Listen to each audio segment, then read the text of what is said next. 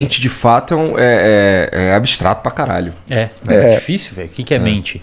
Tem até alguns produtores de conteúdo acadêmico dentro das psicologias que dizem que mente é uma pseudo-questão. É mais ou menos você... É tipo você perguntar quantos anjos cabem na cabeça de um alfinete. Você não tem como saber, velho. Você não consegue medir qual que é o tamanho de um anjo pra ver se ele entra ou não na cabeça de um alfinete. A mente é isso. Mente é tipo Papai Noel. A gente fala que tá aí, mas para questões práticas é pouco útil. Então, quando você trabalha um processo psicoterapêutico de intervenção psicológica com um paciente, você vai num psicólogo, uma terapia estruturada, organizada, o profissional da psicologia, ele está fazendo uma intervenção biológica em você, cara. Existem duas grandes regiões do cérebro importantes aqui, para você entender. Existe a amígdala, não é as daqui, aqui é tonsilas palatinas. Isso. Uma vez eu postei isso, o cara falou, mas meu Deus, eu tirei as minhas amígdalas, eu não sinto mais medo. Eu falei, não, acontecia quando eu dava aula também, eu falava das amígdalas, que o medo tinha relação com as amígdalas. Professor, mas eu tirei as amígdalas. Eu disse, não, você tirou as tonsilas. Exato. Você tem que fazer uma neurocirurgia para tirar. A amígdala detecta perigo, cara. Imagina que você tá andando e você viu alguma coisa perigosa, a amígdala se acende. Uma pessoa consegue viver sem isso? Não. Dá para tirar sem isso do cérebro? Dá para tirar. Dá para tirar as amígdalas, né? Quer dizer, teoricamente dá para fazer uma lesão nas amígdalas, só que a pessoa vai ter uma série de problemas. Desde identificar medo, identificar face, tomada de decisão, tudo isso vai pro pau. Entendi. Tem alguns... Não é tão simples quanto agora eu não vou mais sentir medo. Não. Como é que você vai conseguir detectar um perigo? E é importante sentir medo. Uhum. A desregulação do medo, um medo em excesso, aí leva a um transtorno chamado de transtorno de ansiedade. Uhum. A ansiedade é uma desregulação do medo. Essa Caralho, atividade... O trabalho de vocês deve ser, meu irmão, uma loucura. Porque 2022, né? O que mais tem é uns caras com ziquezira na cabeça, cara. Eu diria que o volume de atendimento nos últimos 3 anos... aumentou bastante, né? Explodiu. E algumas coisas novas, cara. Problema com pornografia. É uma inundação no consultório, velho. Cara, não sei problema com pornografia. Se você me perguntasse 10 anos atrás se pornografia era alguma coisa perigosa, não. Hoje pornografia é pior que cocaína. É mais fácil tratar um viciado em cocaína do que um viciado em pornografia. É foda, velho. Que isso, cara? Punhetinha do mal. No banheiro do trabalho. Punhetinha do mal, não associação entre pornografia e punheta. Como assim? Porque punheta sem pornografia, você vai bater uma. Certo? Agora com pornografia, toda hora que você estiver entediado, você vai acessar a pornografia e vai bater uma punheta. O cara não tá batendo punheta porque ele tá com tesão. Ele tá batendo punheta porque ele tá entediado, porque a dopamina do cérebro dele baixou. Que pira, cara. Qualquer vício ou comportamento que envolve dependência, basicamente 2 coisas ativam aquele vício. Tédio, isso as pessoas muitas vezes não sacam, e o estímulo de querer aquilo. Muitas vezes você busca uma droga porque você viu alguma pista ambiental que relaciona você a buscar aquela droga. O pessoal tem que entender uma parada, Igor, que vício... ele é extremamente contextual. Por exemplo, se você tem problema com álcool, normalmente você vai ter vontade de beber álcool quando você está com um amigo que bebe álcool com você, ou quando você vai ao bar que você normalmente bebe álcool, ou uma contextualização temporal. O seu cérebro sabe que chegou sexta-feira e começa a te dar vontade de beber álcool. O seu cérebro sabe calcular tempo, cara. Sabe calcular tempo. Pornografia, tem bons estudos mostrando que no cérebro a pornografia atua nas mesmas regiões e pelos mesmos mecanismos de outras drogas. Então você vê uma pista, sei lá, uma mina com uns peitão no TikTok dançando. Aquilo ali liga umas regiões no seu cérebro, no Instagram. Uma gostosa no Instagram. Liga uma região no seu cérebro que a gente chama de área tegmentar ventral, não precisamos saber esses nomes. ATV, essa área joga neurônios, que são células do seu cérebro, tem ramificações de neurônios até uma região chamada núcleo acumbente, numa regiãozinha chamada estriado ventral. Fica no protencéfalo basal. E lá... vocês não precisam saber desses nomes aí, cara. Mas é importante falar, meu. A galera que estuda isso daí, que depois gosta de pesquisar. Esses neurônios vomitam ali um neurotransmissor chamado dopamina. Isso você já ouviu falar? Esse já. E te dá motivação em acessar a pornografia e fazer aquilo. Motivação e prazer. Só que o que acontece, cara? Não é só, o cara não tá sentindo tesão de verdade. Não, cara. Ele acha que tá, mas não tá. Não, ele nem sabe que tá sentindo tesão. Ele tá ali de bobeira, daí começa a bater o tédio, ele tá com o celular e vai acessar o celular. Porque ele não tá querendo dar uma gozada, ele tá querendo dar uma liberada de dopamina no núcleo accumbens. Cara, entendi. Só que qual que é o problema, meu? Esse núcleo accumbente, ele fica ao lado de uma região chamada de estriado dorsal. E a região do estriado dorsal é a região do nosso cérebro onde estão os vícios. Então você começa a liberar muita substância aqui por um mecanismo chamado de neuroplasticidade, ou seja, mudança conformacional do seu cérebro. Aquela circuitaria envolvida pela punheta migra pro... Desculpa. É legal que o cara tá falando um monte de termo técnico. O cara vai perguntar, o estriado dorsal. O estriado dorsal. Olha, a punheta vai lá pro núcleo caudado. Cara, e essa circuitaria começa a migrar, cara. E aí você começa a formar um processo de dependência. O seu comportamento começa a precisar daquilo ali. E aí forma um vício. Que pira. E aí tem uma coisa interessante nisso, né, cara? Porque daí, por exemplo, tá, mas por que você não consegue parar a pornografia? Porque, pô, então eu não quero fazer pornografia. Porque a partir do momento que ela começa a dorsalizar, que nem ele tá falando, né? Ela vai criando uma rede, porque ele falou, é a rede do vício, não é a rede do hábito. É o mesmo lugar. Você é cheio de hábito. Ali, na neuropsicologia, a gente diz que ali é a formação de esquemas, onde você forma aqueles comportamentos habituais que você não precisa prestar tanta atenção. Que você faz, tipo, dirigir carro. Cara, isso é muito estranho. Outro dia, cara... desculpa te interromper, mas é que assim, sobre isso é muito... Outro dia eu tava aqui, e aí eu entrei no carro, e aí depois eu tava em casa. Isso, porque você não Eu fiquei precisa... assim, caralho! Você não precisa dar atenção pra fazer Eu fico isso. com medo, assim, às vezes eu fico assim, caralho, eu parei no sinal. Eu não lembro mais, tá ligado? É automaticaço. E isso que aconteceu no seu cérebro acontece no mesmo lugar que os vícios. Isso. Ou seja, no cérebro, cara, presta atenção no que eu vou te falar agora, velho. No cérebro, um vício é um hábito. É a mesma coisa. Um super hábito, um hiper hábito. Vício é um hiper hábito. Você faz aquilo automático e não consegue controlar.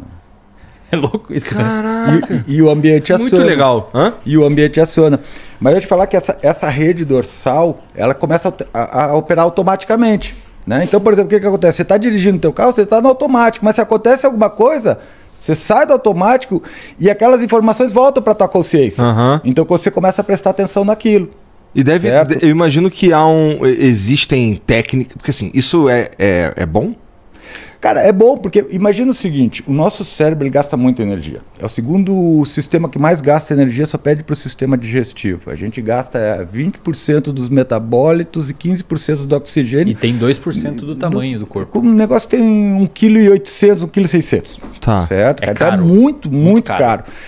Essa região, que é o córtex pré-frontal, ela é muito mais cara ainda. Tá. Porque ela É tem que é a muitas região que a gente está pensando. Isso, porque ela é neocortical, ela tem muitas camadas de neurônios ali, certo? Então, exige muito energia. Então, se você automatizar as coisas, você pode usar menos o córtex pré-frontal. Então, imagina, lembra quando você começou a aprender a dirigir? Você tinha que prestar atenção. Foco total. Isso, Foco total. agora você já dirige. Eu não conseguia mudar a música. Agora Foco agora total. você já dirige trocando a música, falando no celular, com o pé na direção. Tá. É importante pra gente conseguir... Pensa assim, ó, essa região que forma os hábitos e os vícios, ela é mais lá pro meio, é mais ou menos como se fosse entre as suas duas orelhas, bem no meio das suas duas orelhas, no meio do cérebro, essa região dos vícios e dos hábitos.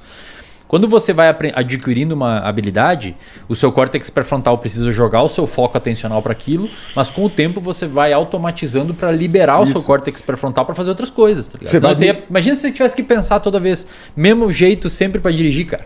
Canseiro que se dirigir.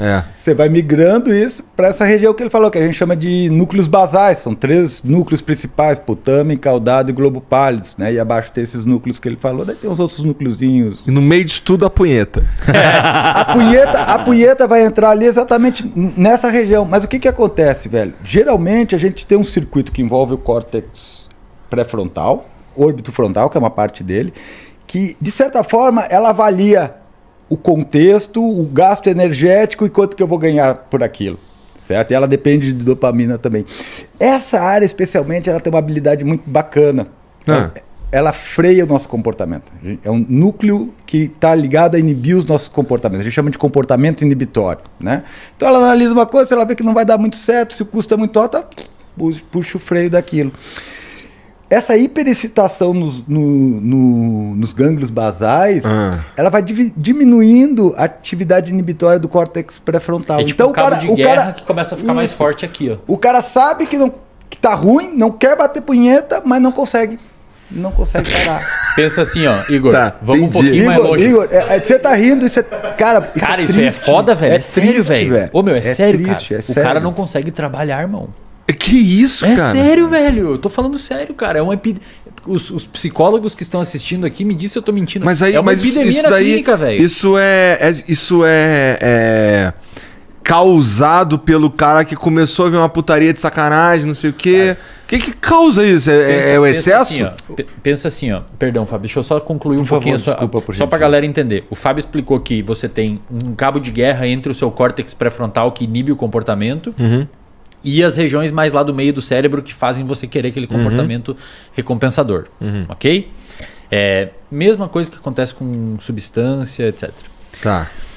Nessa regiãozinha aqui que aumenta a busca por comportamento recompensador, existe alguns receptores e neurotransmissores que são substâncias químicas que fazem isso acontecer. Tá. O principal deles, tem outros, acetilcolina, noradrenalina, até mesmo endocannabinoides, mas o principal dele é a dopamina, Tá. o neurotransmissor que atua ali. A dopamina ela tem vários receptores, como se ela fosse uma chave que entra em fechaduras. Tem uns 4 tipos de fechadura. Uma em específico que está nessa região é o que a gente chama de receptor de dopamina D2. Conforme a dopamina vai ligando nessa região, os receptores com o tempo, isso foi um estudo publicado na PNAS, de uma autora chamada Nora Volkow, ela não viu com pornografia, ela viu com usuários de metanfetamina. Essa dopamina liberada ali começa a internalizar os receptores. Então o receptor está na membrana e eles começam a vir para dentro da célula, deixando menos receptor ali, fazendo com que exista uma necessidade de mais liberação de dopamina para alcançar o mesmo barato. Entendi. Isso é um dos mecanismos da dependência. Mas olha que interessante, cara, e explicando o que o Fábio mostrou. Essa diminuição de receptores ali devido ao grande vômito de dopamina ali em cima, existe uma associação, a gente não sabe se é causal, mas quanto menos receptor você tem, menos o seu córtex pré-frontal está funcionando direito. Em outras palavras, menos poder o córtex pré-frontal tem de frear o comportamento. E isso cria um ciclo vicioso, porque você tem menos receptor, você precisa de mais substância que diminui o receptor. E eu não tenho cada vez menos freio. Cada vez menos freio. E aí o cara não só precisa mais de droga, como ele tem menos poder de frear o uso. Caraca, então basicamente, se eu tô entendendo, existem pessoas que são tão dependentes de pornografia quanto existem pessoas que são dependentes de maconha, por exemplo, drogas. Qualquer maconha, cocaína, exatamente. Dá pra considerar a pornografia uma droga do ponto de vista que vocês estão... Dá pra considerar o uso de cocaína um hábito. Tá, Isso. tá. É que pensa assim, Igor, vício não vício, vício não vício. Grandes discussões, por exemplo, açúcar vicia, comida vicia, não sei o que vicia, isso vicia. Dentro do estudo de circuito, não existe esses nomes para nós, vício ou não. A gente olha se aquele comportamento está sendo disfuncional ou não. Existem critérios para caracterizar vício, se tem tolerância, se a pessoa prefere aquilo em função de outras coisas, se precisa aumentar o consumo para alcançar o mesmo barato. Existem alguns critérios. Ninguém sabe, a comunidade científica não chegou em alguns acordos, por exemplo, se açúcar vicia ou não. Mas o que a gente sabe no uso da pornografia é que os sistemas que estão envolvidos são os mesmos envolvidos com o uso de cocaína e a pessoa tem prejuízo funcional grave, cara. Puta, do cara não conseguir trabalhar. Cara, eu já peguei pessoas que batem 10 punhetas por dia, velho. Não consegue trabalhar, não consegue tem se mais de 12 relacionar. E tem mais de 12 anos. Tem 40. Que loucura. Cara, daí o cara não consegue trabalhar, não consegue se relacionar. O casamento vai pro saco. A autoestima dele vai lá embaixo. O cara entra em depressão, o cara fica mal, que nem o uso de outra droga. Que loucura. O seu humor começa a ser afetado. Isso deve ter sido potencializado nos últimos tempos, que o acesso ficou absurdo de fácil, né? Perfeito. Que loucura. Antes era a revistinha da Avon. Era aquilo que eu te falei antes, você ia da casa do teu primo pegar as revistas que ele tinha debaixo quando você era moleque, né? Tinha Aquela foto carregava devagar, assim, era 4 horas até carregar a Não, foto eu na sou, internet. eu sou da época das revistas mesmo, né? Que Uma botava revista que debaixo do ficava colchão, toda você- grudada. Cara, e assim, é uma parada, meu. Daí você tinha uma revista que durava 2, 3 anos, né? Essa menina que eu conheço. A revista 2, 3 anos. Você tinha até que você gostava mais, né? Agora não, cara. Você abre o celular, você tem... E olha que louco, cara.